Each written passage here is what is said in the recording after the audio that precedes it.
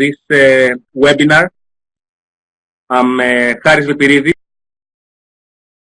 I'm an infrastructure specialist here at GPOBA, and I will be moderating as well as presenting in this webinar. I will be joined by my colleague Silva Stresta, who is a water and sanitation specialist based in Kathmandu, to discuss the experiences that we had from the Nepal solid waste management project, which applied results-based financing, which applied a very interesting results-based approach that I would like to discuss with you.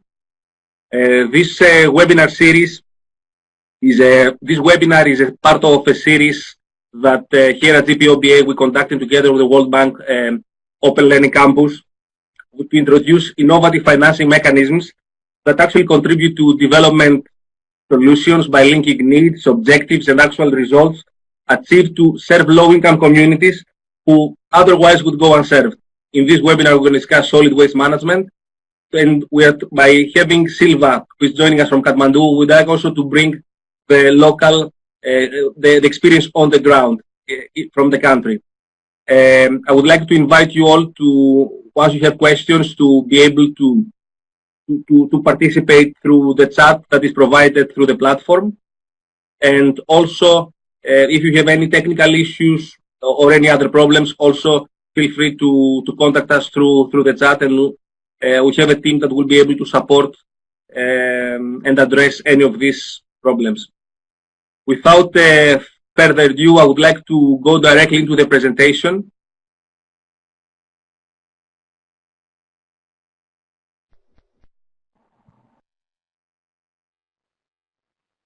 So, in this presentation, we will discuss the experiences that we had in a very interesting project that we developed here at GPOBA at the Global Partnership on Output-Based State, a center for expertise for results-based financing in Nepal, focusing on solid waste management, and which actually fell into the broad spectrum of mandate that we're having at GPOBA as a center for expertise for results-based financing in order to match certain development needs with basic financing challenges. And when I'm talking about development needs, I'm talking about the fact that there is a need to match the unserved population in rural and peri-urban areas across developing countries that have constrained public budgets in order to support access to basic services like water and electricity, and weak institutional and technical capacity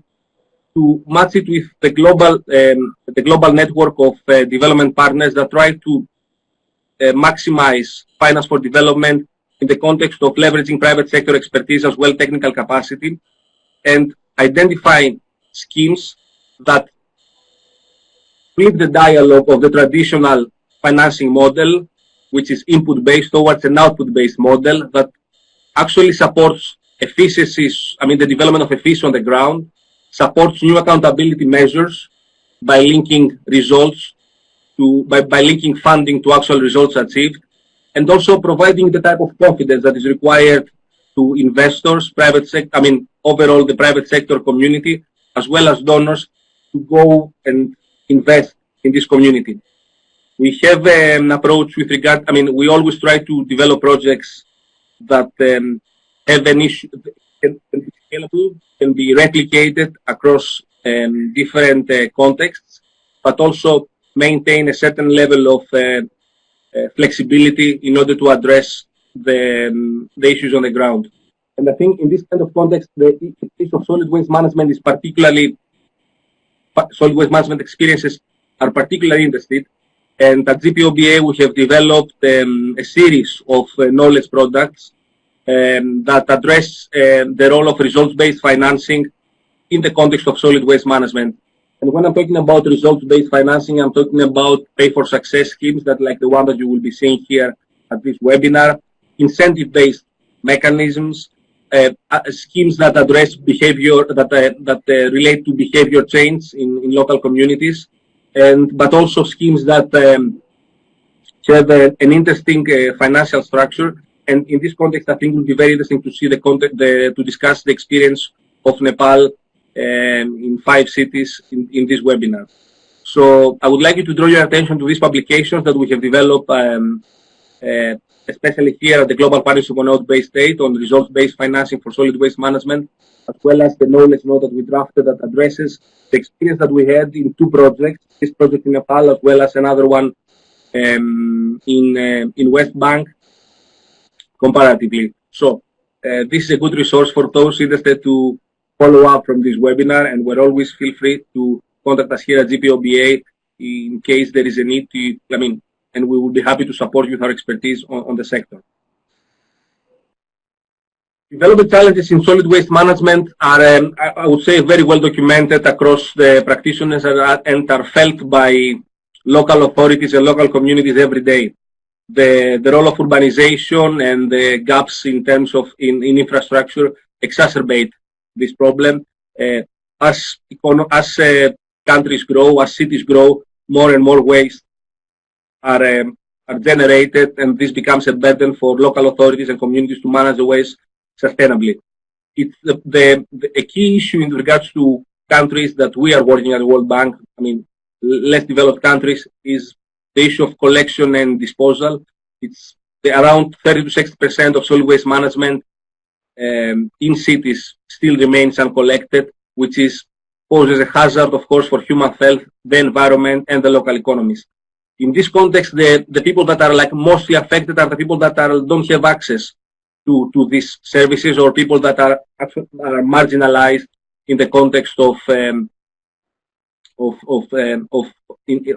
living in cities. So there's a clear need in terms of actions that need to be taken. There is also a very strong linkage with solid waste of climate change, considering the fact that methane has a global warming potential 21 times more than carbon dioxide, that many people are usually discussing in the context of solid waste management, of climate change and the reduction and mitigation of greenhouse gas emissions. So, of course, solid waste management is not an easy subject to discuss. That's the reason that we would like to have the opportunity to discuss with you this approach that we have taken in Nepal, this very interesting approach that we have taken in Nepal, that has produced also some remarkable results that we feel that we could be replicated and scaled to different contexts.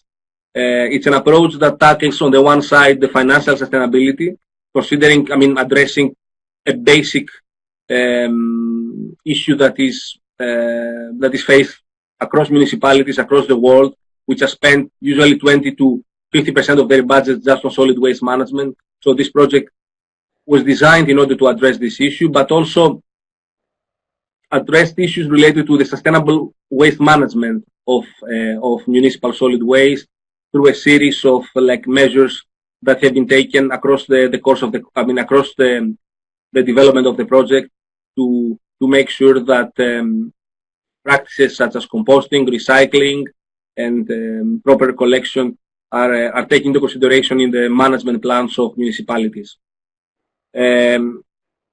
Across sectors, including solid waste management, the low willingness to pay and the affordability of services is very important. We try to address it as strongly as possible. And also in this kind of context, Silva will be discussing with you how the issue of solid waste management fees and the collection of solid waste management fees has been addressed.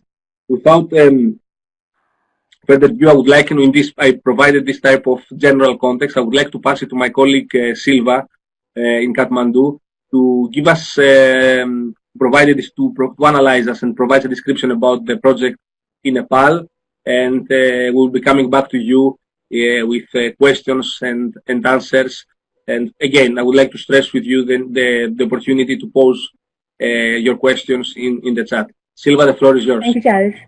Good morning, good afternoon, and good evening to everyone. It's a pleasure to talk about the output-based aid project for municipal solid waste management in Nepal, which we tried as a pilot in 5 municipalities, three very small municipalities and 2 reasonable-sized municipalities in Nepal. The project started in 2013 and closed in 2017. The objective was to improve access to high-quality and financially sustainable solid waste management services in the municipalities.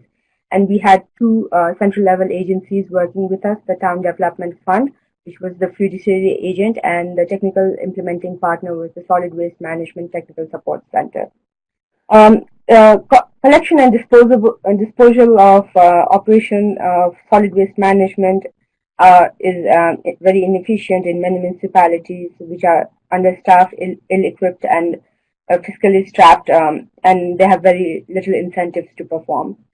It is estimated that Nepal in total generates about 700,000 tons of waste per year, and less than half of it is collected, and whatever is collected is again disposed very haphazard manner.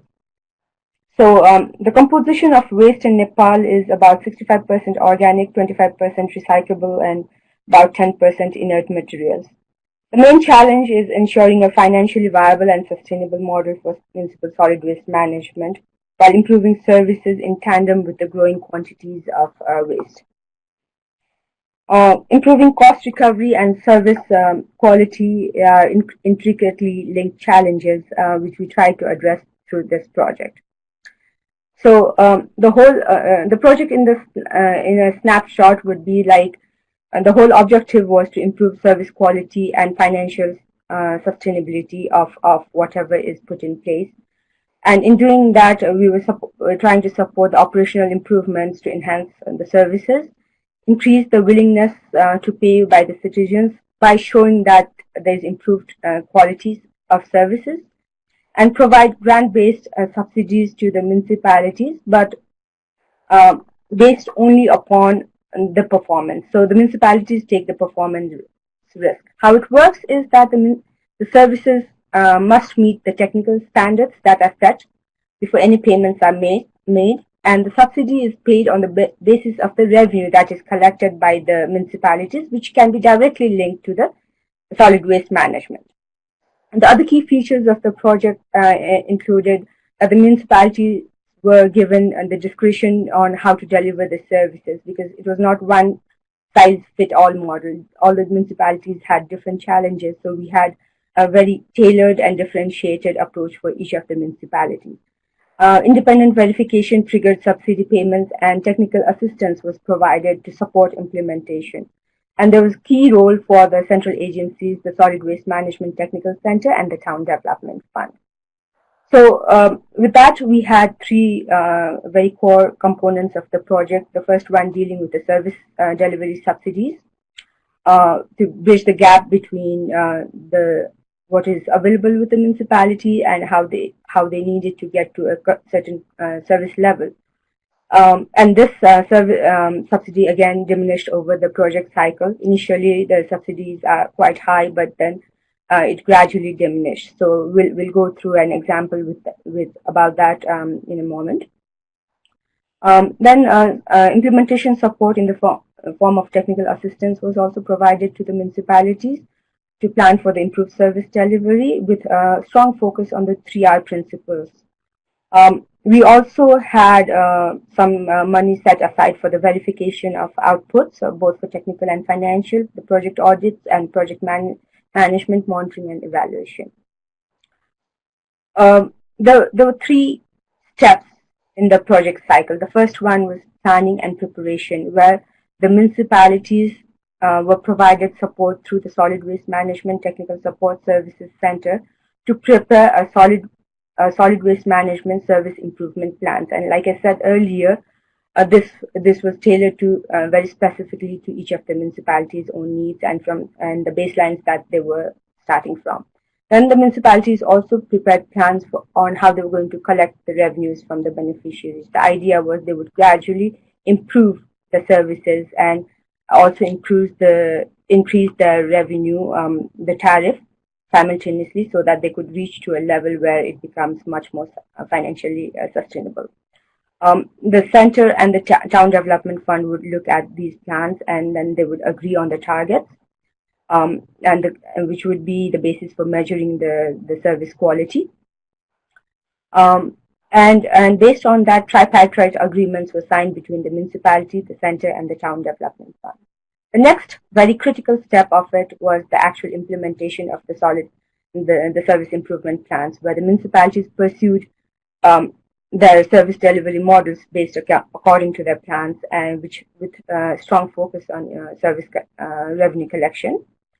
The beneficiary revenues were collected, and designated service management, solid waste management fees were collected, and the technical verification, independent technical verification agents would assess the quality of the services against the technical scorecards which were annexed to the service improvement plans. Only the municipalities that received the passing score would be then eligible to receive the subsidy. The final step on this was the financial verification and the payment.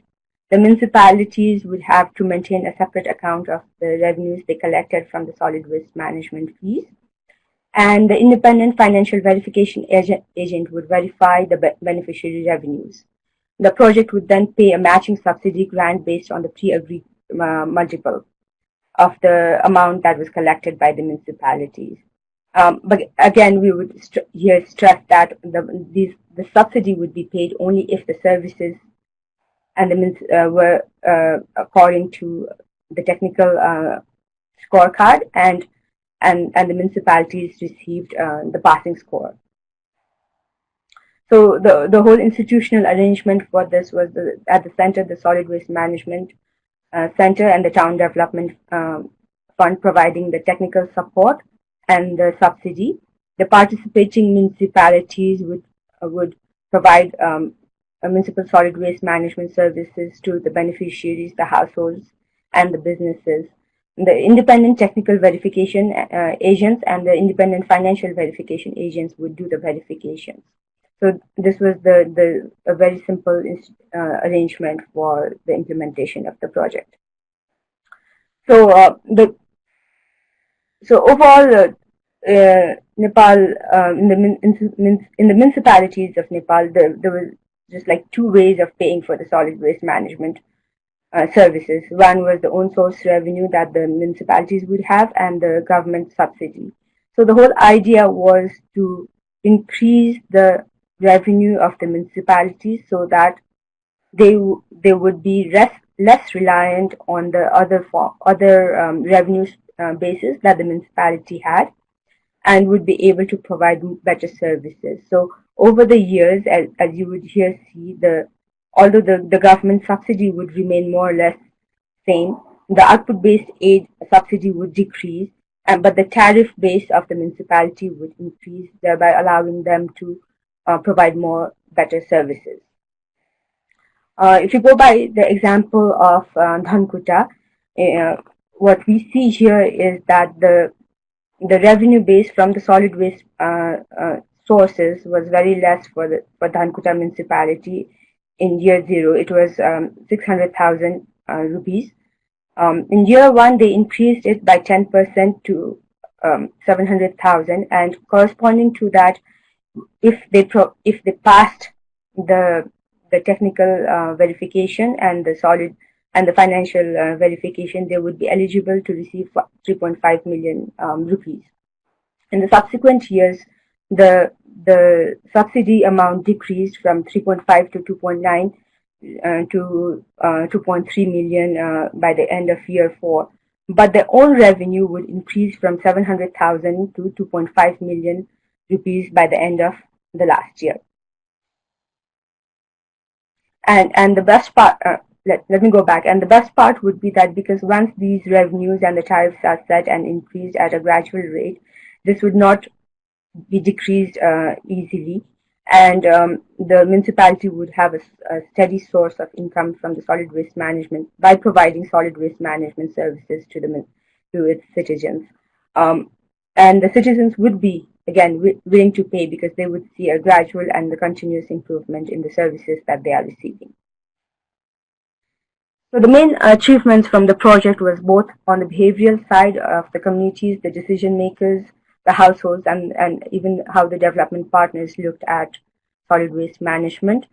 And from the municipality side, municipal reforms in terms of the financial sustainability of the solid waste management services, and sustainable practices in terms of managing the whole solid waste, which has more repercussions in terms of the environmental issues as well.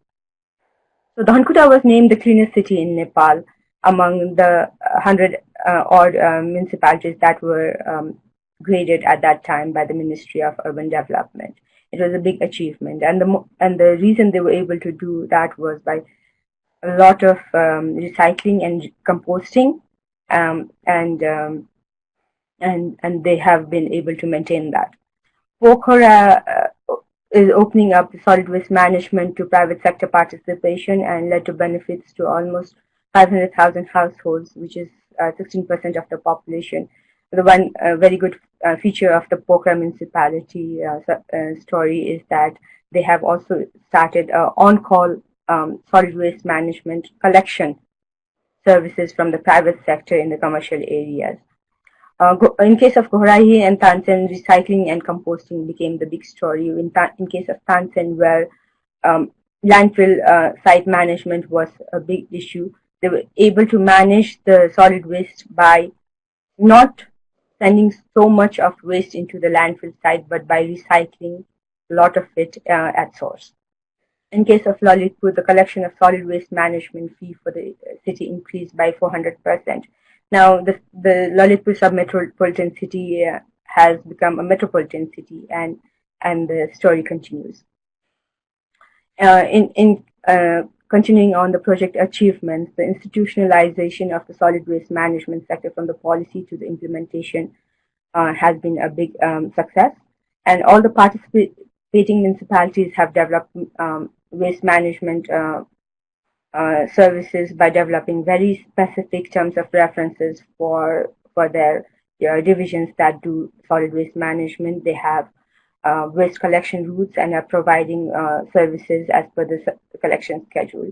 There's better record keeping of the revenues that are generated from the services, and grievance handling mechanism for the services is much better than in any other sectors that the municipality provides services in.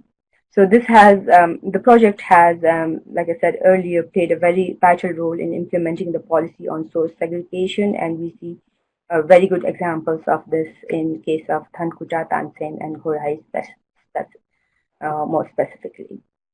So this is the success story of Nepal in case of how funds were provided to the municipalities for providing better services in solid waste management, and how the municipalities would themselves provided the capacity to improve on their services. One thing that I would like to mention here is that we were not providing any funds for direct investment in the infrastructure building for the solid waste management services, but it was more focused on providing quality in operations.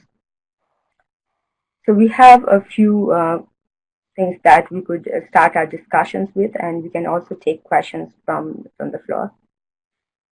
So over to you.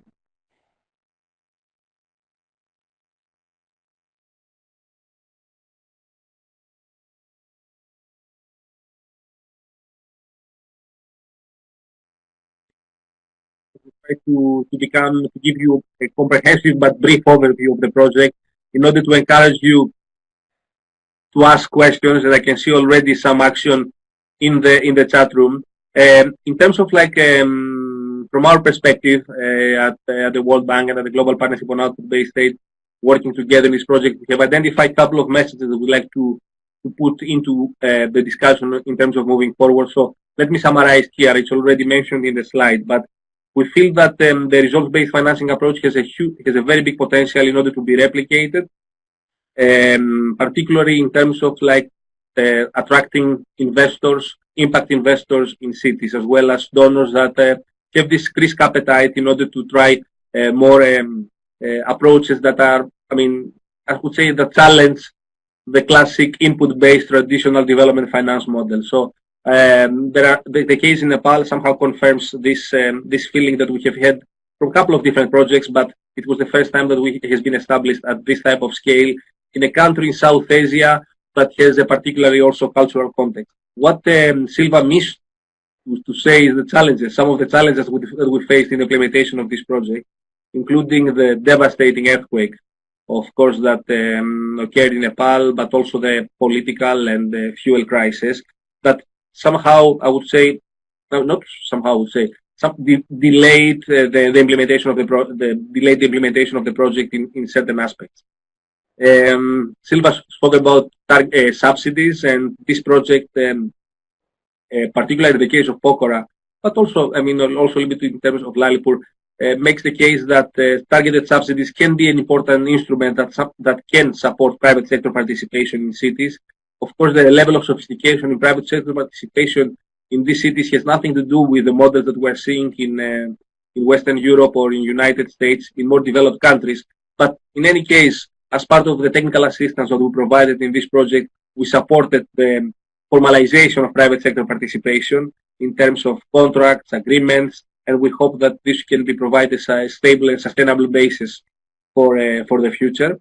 The technical assistance didn't focus only on hardcore, I would say, contractual issues or, typical capacity building. Had a very strong educational and community outreach component across across all 5 municipalities, which we feel that it is important, and sometimes it's important to be implemented across along investments in cities like the one that Silva has developed, investments in terms of like municipal reforms and behavior change.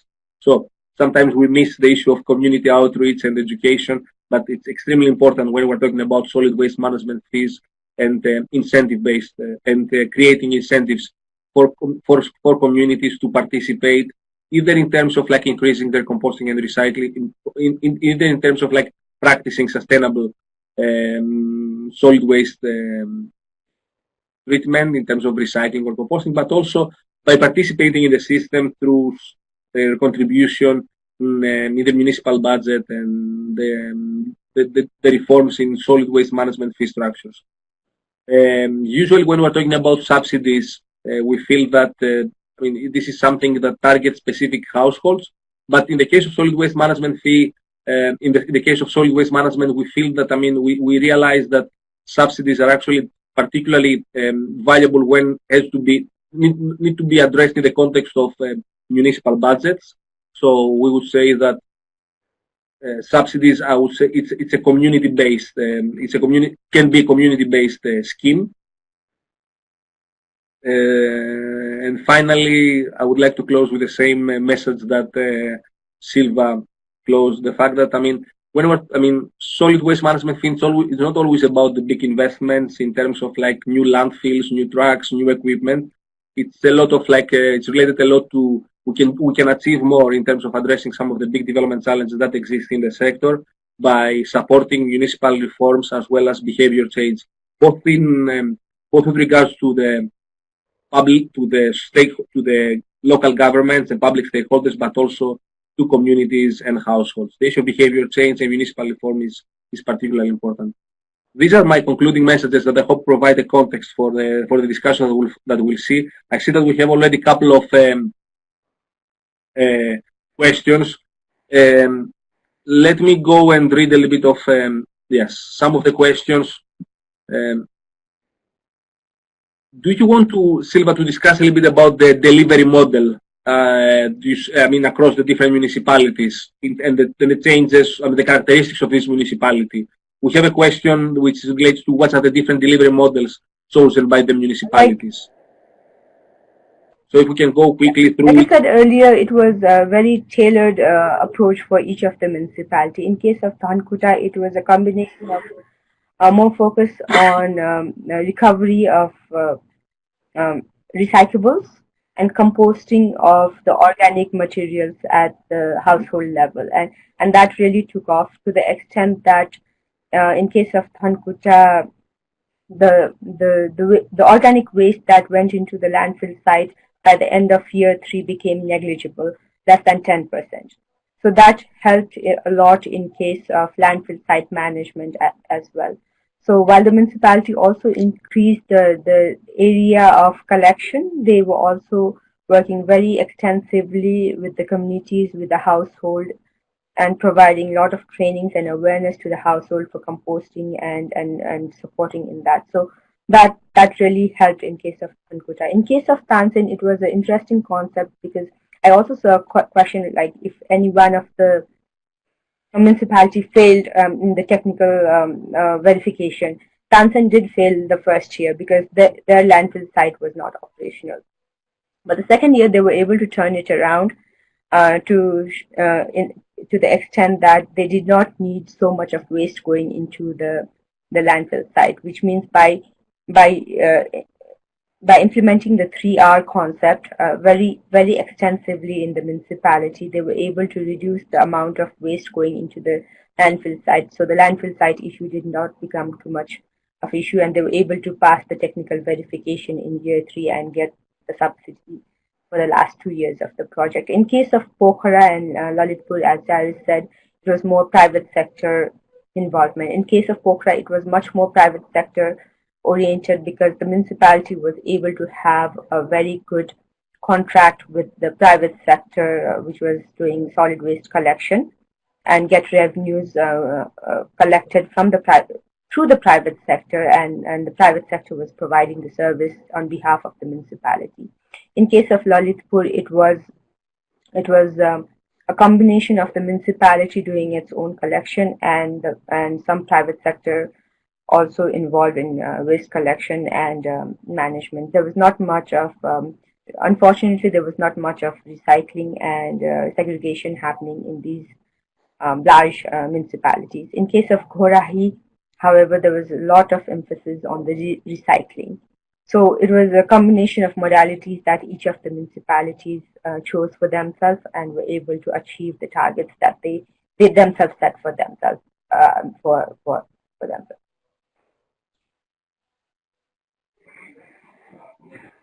Great. Thanks a lot, Silva. We have another question with regards to how many municipalities actually failed in terms of like meeting our targets. And you mentioned the case of Tansen, which was a particularly interesting case, considering the fact that the kind of like performance criteria that we have developed for the municipalities tackled a series, I would say, three basic issues of the municipalities. The first one was the institutional aspect. And in this kind of case, we wanted municipalities in the first years to establish a structure that somehow oversees the solid waste management practices with designated staff from the municipalities, as long as developing some operations manual for like basic facilities that they are having to manage related to solid waste management, like the disposal side. And it was really unfortunate that the case of Tansen didn't receive the subsidy that was envisaged by the project because of the fact that they didn't operate the landfill site in a way that was acceptable by the standards that we have set, and actually we have agreed upfront in the project. I mean, the municipalities knew about the standards when they decided to join the project. So I think, answering to Andrea's question with regards to how many municipalities didn't get the subsidy as it was across the different cycles of provision. I think the issue of Tansen and the fact that they didn't operate the landfill in a way that along our standards was an interesting case. Then there was an issue there is another question with regards to recycling and how much recycling has increased. As Silva mentioned, what we have found, what we have realized in terms of the practices on recycling and composting is that this issue was much easier to somehow to incentivize them and to improve them in the three smaller municipalities, Gorai, Tansen, and Dankuta. Silva, do you by any chance have any on the back of your mind the results that were achieved in terms of increasing of recycling and composting rates? So, in case of Pankuta, the composting like I said earlier, the amount of organic waste going into the landfill site decreased by as much as 90% because the composting was done to that scale. In case of Ghorahi, the recovery of recyclables, in case of Ghorahi and even in case of Pokhara, the recyclables was recovered to up to 20 to 30% more than where we started from. So those were like remarkable things that we observed under the project. And the municipality was able to. It's very interesting. And the municipality was able to generate some more funds by selling those recyclables as well. And what I would like to stress out on this, and I think it was mentioned in your presentation, is the fact that these numbers and these achievements that we're discussing about, it's not achievements that have been are coming from the top of our minds. It's something that came out of the scheme that we put in place in terms of like having some independent technical and financial verification agents that they went and they collected data and they validated data, and based on this data, we provided the subsidy. On the World Bank side and in terms of the design of the project, we have set the targets, but then it was up to independent verification agents to go and verify whether these targets have been achieved and in what type of extent. So the remarkable results in regards to composting and recycling, composting as long as like 90%, I mean, it's something that is really, it is remarkable and has been verified independently. There is another issue that is particularly interesting on this, with this type of like results-based approaches, and is the issue, the focus on data. And one of the key things that is happening in, I mean, the challenge that we're having in solid waste management is the issue of like collection of data in terms of like benchmarking and, sorry, and developing informed design, I mean, well-designed schemes based on the collection of data that we're having. We feel that one of the projects, one of the contributions of the project moving forward is the issue of like the data collection that has already happened with regards to and verified in the case both on the management of solid waste, but also on the issue of like data from the accounts of the municipalities in terms of the contributions of households on how they achieve. So I think this is a good resource for the municipalities to move forward in terms of like informing their solid waste management schemes. Let me go to some other questions. There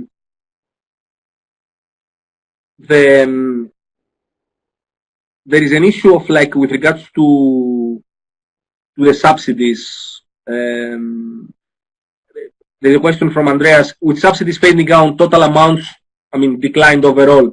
That also means less service delivery to those who had previously received the service.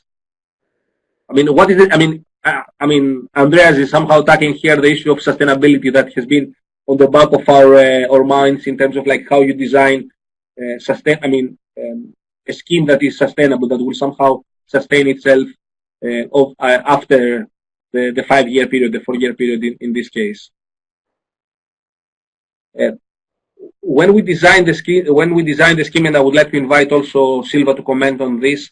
This was, and you will see that thing in clearly in the diagram that we presented. We feel that the scheme is sustainable by substituting the level of, by decreasing over time the level of subsidy, increasing thus the willingness to pay of households. The household contribution to the system, and also encouraging at the same time better solid waste management practices. I mean, the whole scheme lies on the principle that we developed that as households realize that solid waste management is managed better, will be willing also to continue to support. And as the subsidy has been phased out, there was the role of the governments, the local governments, municipalities, to step in terms of like ensuring that the practices continue to satisfy the standards that have been established by the project, but also it was also to incentivize communities to participate in the system financially. I mean, with regards to their fees that are paying for the solid waste So, I mean, we feel that this is a practice that somehow contributes to the financial and environmental the financial stability of municipalities, as well as to the environmental sustainability with regards to how you treat solid waste management. And I don't know if Silva, you would like to add something on this. I would just like to add that the municipality is committed to increase the tariff by a certain percentage every year, even beyond the project. And it was, while during the project period, it was quite high. Like if you look at the Dhankuta case, it was up to 50% increment year on year. After the end of the project, it was around a nominal increment of less than 10% or around 10%. And a lot of investment that was required to sustain the solid waste management services would be done during the project period, like procurement. They would be buying vehicles for collection of waste from the households, so things like that. They would have done it during the project period. So that really would lessen the burden in the future years, and help the municipalities continue their services and services. So and another question related, which is very related to that has come up, is how did the municipalities finance the required improvements in the infrastructure, given that the subsidies were provided afterwards? But a very interesting thing that we managed to put under the project was, and this was because it was a pilot, we were able to convince the government to agree to this, was uh, uh, a provision of taking an advance from the subsidy. So against the service improvement plans that the municipalities signed off and their commitment to increase the revenue, the municipalities were able to request for an advance from the subsidies that they would get in the subsequent years. So, like in year one, Dhankuta would be able to get an advance of up to 50% of what they would get they could get in the subsequent years. So that money they used to put in buy the equipment that they needed to improve their services, things like compactors and collection vehicles. So, and that would be deducted from the subsequent payments of subsidies that the municipalities would get once the financial verification was done. The guarantor for this was the central government. So the central government was also a very good partner in trying out these initiatives. So because none of the municipalities failed, we did not have any default on this. Silva, do you want also to comment? We had another question with regards to the training and the training that that we provided as part of our technical assistance to the different agents. Do you want to discuss a little bit of like the different components of the training between the solid waste, the role of the solid waste management technical support center and the selected staff in the municipalities? How did this work out? So there was a question related to how much time it took to institutionalize all this and all the capacity building trainings that went into this. So a series of trainings was provided in the initial years, and because this was such a novel concept and everyone was looking for investments before they started to do anything, show any results, it took quite a bit of time to even get the central level agencies to get up to the terms of this concept. So a lot of workshops, orientations was done at the central level to make them understand about the concept of output-based aid, service first, delivery first, and the money coming later. Then there was trainings to the municipality staff to, again, on the similar concept that you really don't need to invest so much before you can improve on the services. And then once you improve the services, you can get more money. So there was a lot of orientation, training, awareness creation, and more importantly, awareness creation among the households, the citizens, the beneficiaries of the different municipalities on the importance of this, not just in terms of getting the waste out of their households, but managing it so that it becomes a thing of pride for their whole community. And in case of Dhankuta, it's become very remarkable how they are now so proud of their city becoming the cleanest city in the country, being designated the cleanest city in the country. And the newly elected mayor has said that the year after year, he will never let this title he'll not lose this title. And there were other mayors who challenged him on that. So it's becoming a very interesting thing. Yeah, that's really, really interesting. And we're actually really, really happy to see this. I would say that another issue that I would like to add on the issue of like capacity building and training is the issue of like on how did we choose the partners for this project. No, Silva mentioned in her presentation we had two big partners.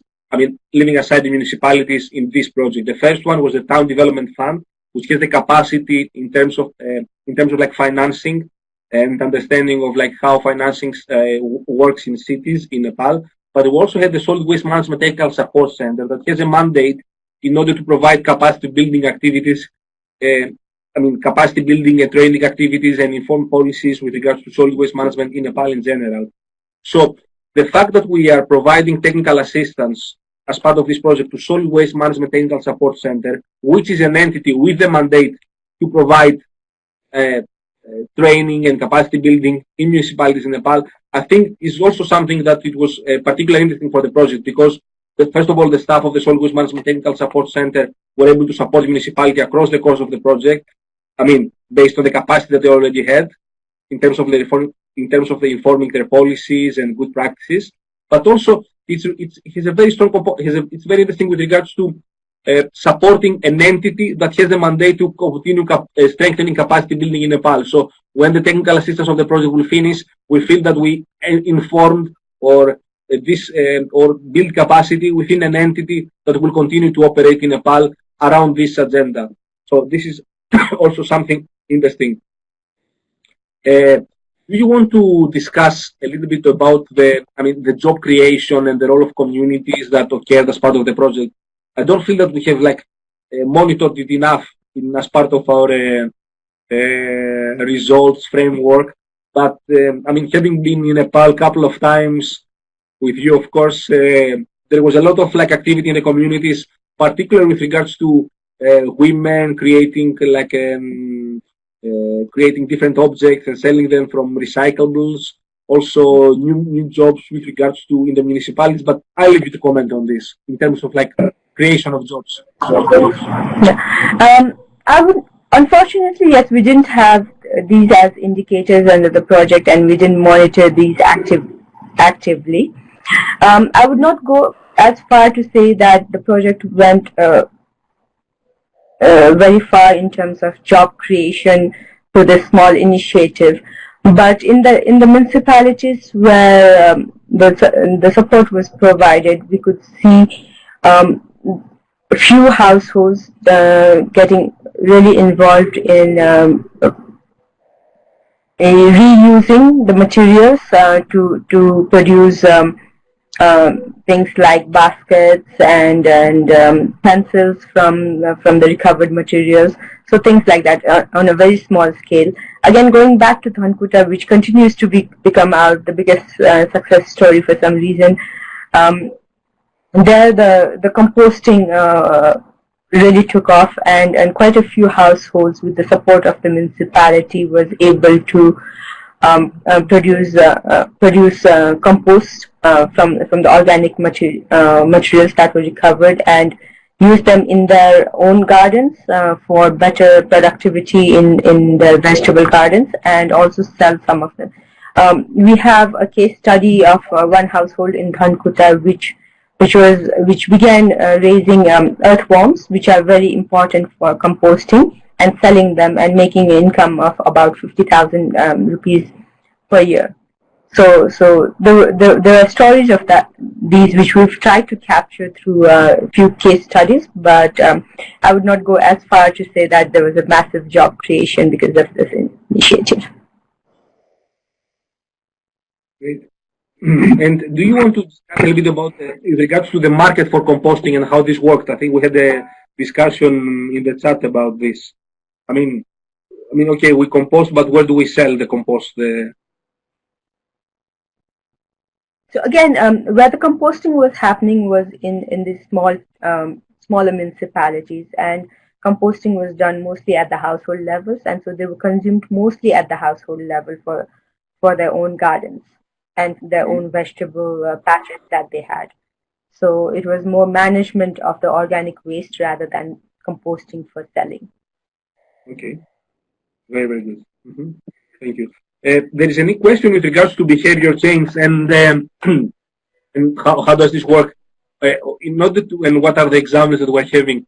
On this, I would like to draw your attention to the publications that I mentioned up front. It's like I would say it's like a well-written report that addresses experiences that we're having across different countries on the issue of behavior change. It comes across in many of the projects we have developed.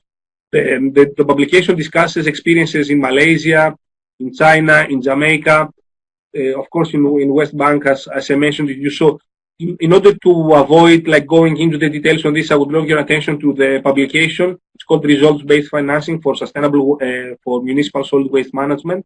It's available on, online at the World Bank website. It has been supported by the Global Partnership on Output-Based Aid. So you can find many of the, practical experiences with regards to projects there to the participant that has asked this question. We have a lot of participants from different countries.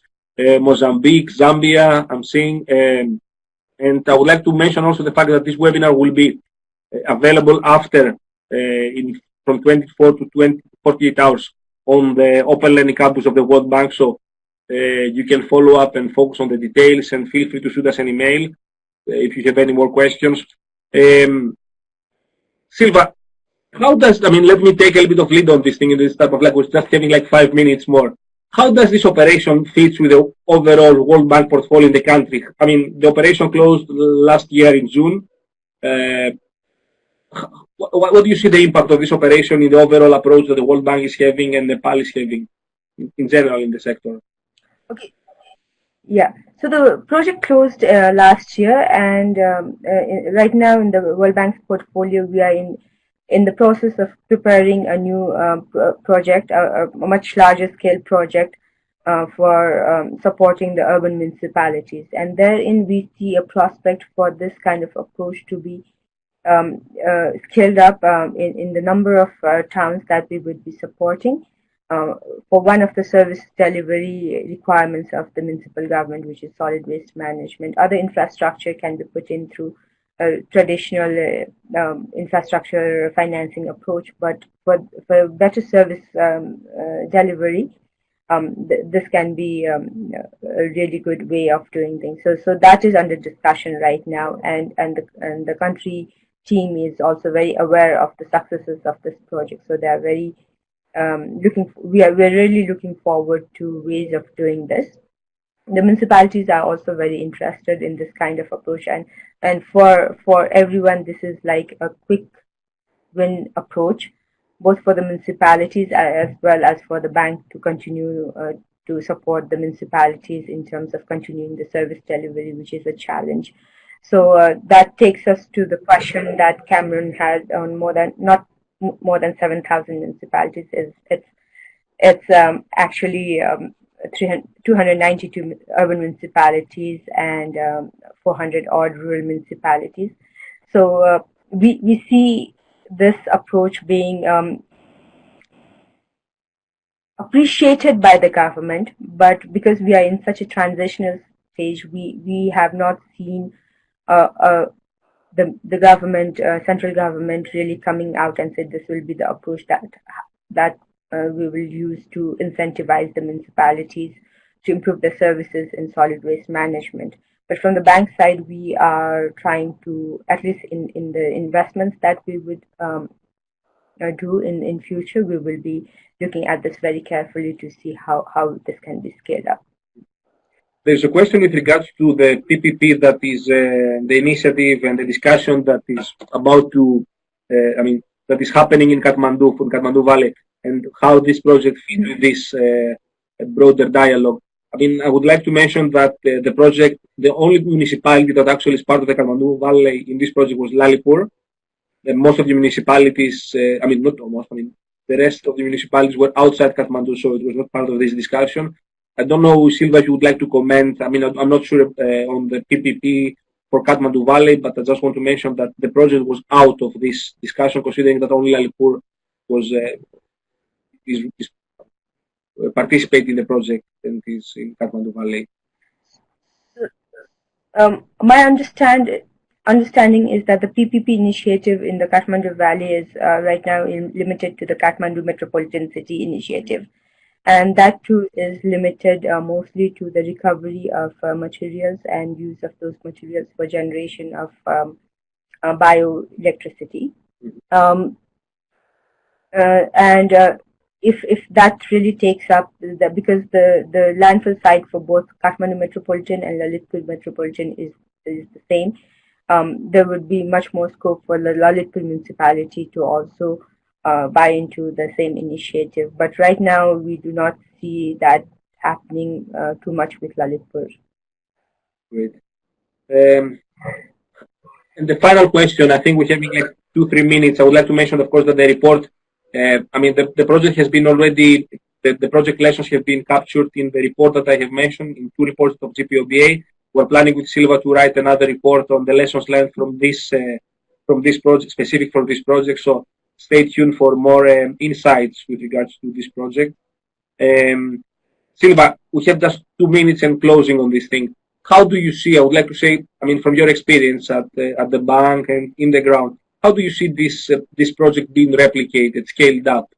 Do you see, I would like to close with a general question. Do you see a value of these results-based approaches in a country that is in the context of development of a country like Nepal? I would say that especially in this transitional phase, approaches like this, the scaling up becomes much more important, critical, as well as feasible, because you can do this with limited resources and you can show results more quickly instead of having to spend so much time putting in infrastructure. So this will be like the incremental improvements that the citizens, the beneficiaries can see very directly, very quickly happening. And so there actually is a lot of scope for this. The question is in the big discussion that is going on, like on the federalism transition, the need for a lot of infrastructure, a lot of financing, whether this the whole area of solid waste management will take a back seat, or whether this where we are not saying that you'll get funds at the very beginning and everyone is looking for funds and resources right now, whether this will whether the local municipalities would have the appetite to take the chance, the performance risk, as we say, right away. Because that will continue to be a challenge. Of course. So, I think we ran out of time. I would like to thank you all for participating and being engaged in this discussion. It was a real pleasure to be with Silva and discussing the experiences of this project. Stay tuned for more webinars from the Global Partnership on Output-Based Aid discussing our experiences with pilot and innovative mechanisms that bring this results-based financial component. The solid waste management is very, very close to my heart, and I'm particularly happy that I had the opportunity to, and this project was very, very close to me. So I'm particularly happy that I had the opportunity to discuss this with Silva and with all of you. And with that, again, I would like to thank you, and feel free to communicate, to reach out to us if you would like to further more clarifications on this. Thank you very much. Thank you, Silva. Thank you all for making this webinar happen. Bye. Thank you, and it was a pleasure.